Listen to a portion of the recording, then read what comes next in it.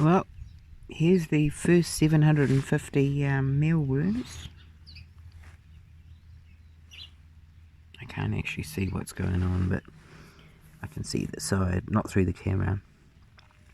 But they're starting to pupate, which is really cool. So I'm looking around for ones who are pupating. See these ones I found? Now there's a few dead ones in there because oh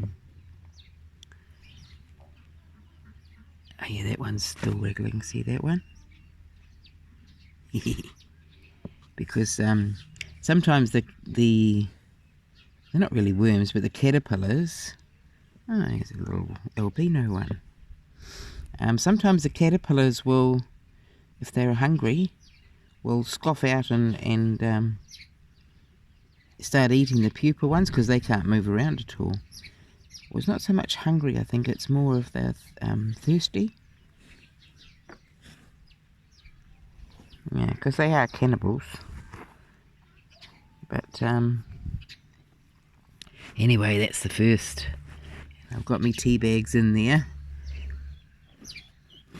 which I'll keep using whether anyone says they've got plastic in them or not, because look, see how the little holes, they're actually eating their little holes.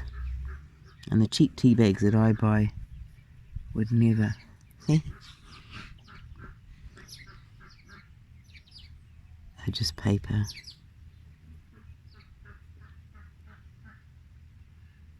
Yeah, anyway, so let's have a look at this lot.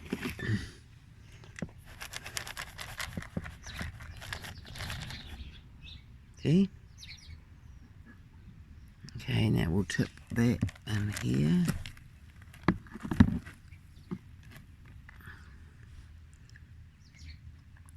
Kabibliubs. Kabibliubs. Mealworms, and there's still plenty in here. What are you doing? So I'll dip them in here and I'll give them some more food. And some more,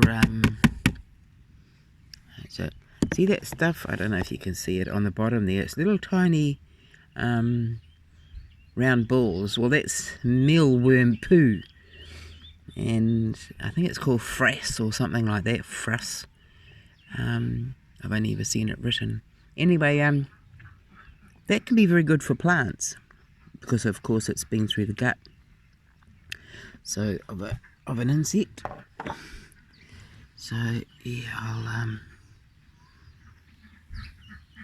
and what I'll do is I'll come out every morning when I'm out here looking at the ducks, because the ducks are over there, the ducklings. When I'm out here doing this, I can sit here and just look around and see if there's any new pupas, and I can take them out and put them aside. Well, I could actually leave them in there quite happily, and when they get close to hatching, put a damp gosh, look at all the apple they've eaten just overnight.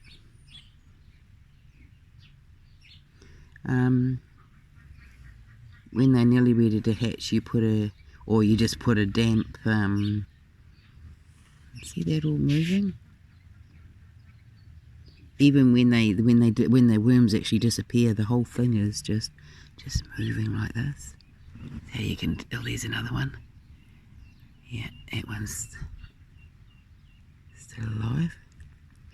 Anyway, when it's due time for them to hatch, oh, there's lots here. You put a little damp paper towel or something in there, and it helps them their shells to crack. If I remember rightly from the old days, when I had gazillions of these before. Anyway, when they, I think they stay in there for about 2 weeks, and then, I'll put a damp thingy over the top of them, or perhaps even a tea bag, and when they come out, they're kind of a brown beetle, about that colour brown. He's about ready to pupate. In fact, most of them are. It's going to be busy finding them. I'll tell you what, putting rolled oats is not a good idea, because oops. These guys look a bit like a piece of rolled oat, don't they? Anyway, I forgot what I was saying there. Oh, they stay in there for about 2 weeks. They come out into this beetle, which I can't show you because I haven't got any. But they're a darky brown, they're sort of a mid-brown colour, and then they darken up over a couple of days. Then they go off and mate and start laying gazillions of eggs. And I think they live for about 2 months, maybe. And that's all they do is lay eggs. And then, you know, these worms are eating some of the eggs that has been laid after they were. And they'll eat the little worms. But that's the way of life. Birth and death and all that sort of thing. I've fed some of these to the ducklings before. They went pretty insane on them. So no doubt I can, out of 1,500, I can spare a few each day to give them. Anyway, that's enough waffling. 6